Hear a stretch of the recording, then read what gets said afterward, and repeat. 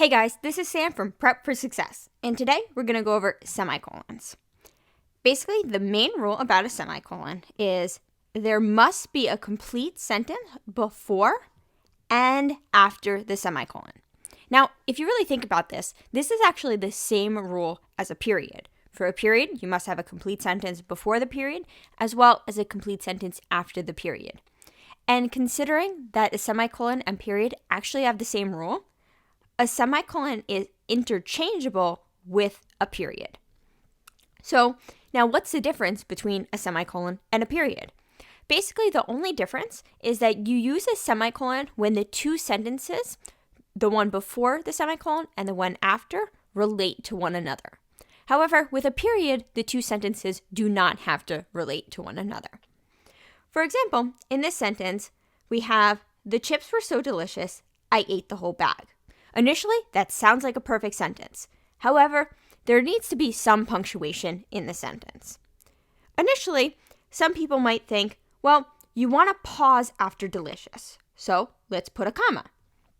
However, that would not be correct because of the fact that we actually have two subjects and two predicates within this sentence. And that indicates that this is a run-on sentence since we have no transition in between them. The two subjects that we have the chips, that's our one subject, and then we also have I. Then we also have two predicates. What were the chips doing? Well, the chips were so delicious, so that is our predicate. And then what did I do? Well, I ate the whole bag. So as you see here, we have one subject, and then a second subject, one predicate, and then a second predicate. So considering we have two subjects and two predicates, we actually have to break this sentence up at this point. And how we're going to do that is we could either put a period, because the chips were so delicious, all that is a complete sentence. So this is complete. As well as I ate the whole bag is also a complete sentence. And considering that, we know that two complete sentences on either side, we could either put a period or a semicolon since they are interchangeable with one another. So the correct version of this sentence would be, "The chips were so delicious, period, I ate the whole bag." Or, since we know that a semicolon is interchangeable, we could also change this to a semicolon, and that would work as well. Or one last option would be to put a transition in between these two sentences.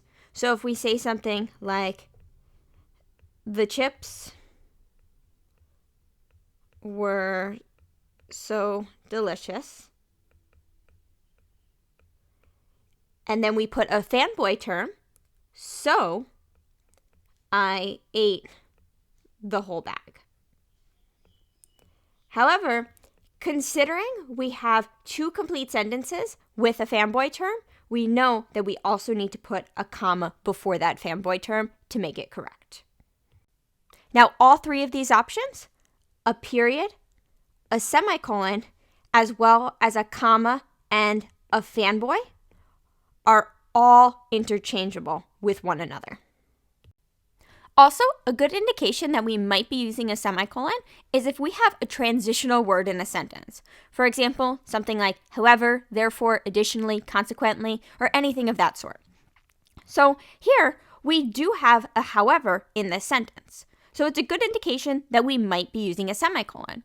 Yet, like we also talked about in the comma section, you could also set off a however with two commas on either side. The difference is that you put a semicolon or a period when however is the introduction to a sentence, and then you put however with two commas in the middle of a sentence. So now we want to double check, is this an introductory phrase or is this additional information within the center of a sentence? The best way to do that is to take out the however or take out the transition, see if we have two complete sentences or see if we have one complete sentence. So now we have, I want to go swimming. It is too cold outside. Right away, we can clearly see that that is two sentences. However, let's just double check. So again, we have the subject, I, and then we also have the predicate, want to go swimming. So right there, we could see that that is a complete sentence. Then we have it, which is another subject, and then is too cold outside is going to be our next predicate. So clearly there, we could see that this entire sentence is complete. And then also our second sentence here is also complete. So that tells us that however is actually an introductory phrase to this second part of the sentence, instead of having it in the middle of the sentence, because clearly this is two sentences, so it's not in the middle of one sentence.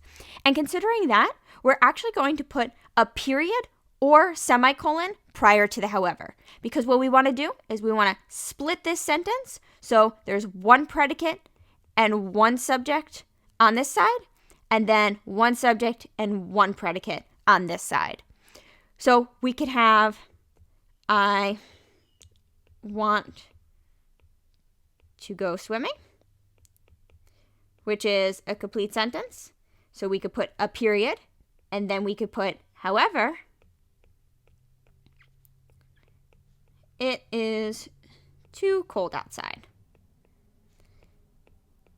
And that clearly works as a sentence. However, there's also one more thing that we want to add. Considering, however, is an introductory phrase, we would like to put a comma after that to indicate it. But now we also know that a period can be replaced with a semicolon when the two sentences relate to one another. So considering we have this word, however, that's a great indication that these two sentences are related. So we can also substitute this with a semicolon. Now, there's actually one exception to this rule. So normally we're told that there must be a complete sentence before and after the semicolon, as well as a semicolon is interchangeable with a period. However, the exception to this rule is when there's commas inside a list. So when there's commas inside a list, we will disregard this entire rule and it does not apply. Meaning, if we have the sentence, the new store sells books, backpacks, and school supplies on the first floor, couches, blinds, and household items on the second floor, and computers, tablets, and electronics on the third floor. So now we have a lot going on here. We already have some commas within the sentence, but we also notice that we have kind of a list inside of a list. We have a master list, which is the big parts of the sentence, talking about what's going on in the first floor, what's going on in the second floor, as well as what's going on in the third floor. But then we also have smaller lists inside of this. For the first floor, we have books, backpacks, and school supplies. For the second floor, we have couches, blinds, and household items. And for the third floor, we have computers, tablets, and electronics. So as you notice, we have the master big list is that we're selling these items on the first floor. So that's our first thing. Then we're selling these things on the second floor. And then we're selling these things on the third floor. Now, if we were just going to put a comma in between these three things in a list, it would just look something like that. And that's what we're normally told when we have a list. However, now it looks like we have one gigantic list because we say books, backpacks, and school supplies on the first floor, couches, blinds, and household items on the second floor, and computers, tablets, and electronics on the third floor. So now it seems like each one of these things is going to be an item in this huge long list. However, that is not the overall structure. So we want to separate these three big things into separate categories. So between the first floor and the second floor, we're going to put a semicolon. And between the second floor and the third floor, we're going to also put a semicolon. So now this does not follow the rule because obviously here, between each semicolon, we don't have a complete sentence. For example, here, couches, blinds, and household items on the second floor, that's not a complete sentence. And here we cannot put periods where these semicolons are. So this is the reason that it negates this rule and it's an exception to the rule. Most of the time, this won't be exactly tested on the exam, but it's really good to know because a lot of the times it is in reading passages. And understanding the structure of these sentences will help you understand and comprehend these reading passages a little bit more. So in this first example, we have a list inside of a list. However, it doesn't have to be a list inside of a list. It could just be commas within a list.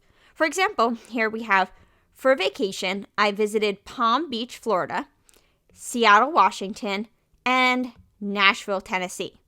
So here we notice that we have 3 things within this list. We have Palm Beach, Florida, that's our first thing. We have Seattle, Washington, which is our second thing. And then we also have Nashville, Tennessee, which is our third thing. So if we just naturally put commas in between the list of 3 things, now it almost looks like we have 6 things within this list. It looks like you visited Palm Beach, then you visited Florida, then Seattle, then Washington, then Nashville, and then Tennessee. But considering we didn't visit these 3 things, or these 6 things, and we want to group these 3 things, we would do exactly the same thing that we did in the first example and put semicolons in between each of the 3 places that were visited.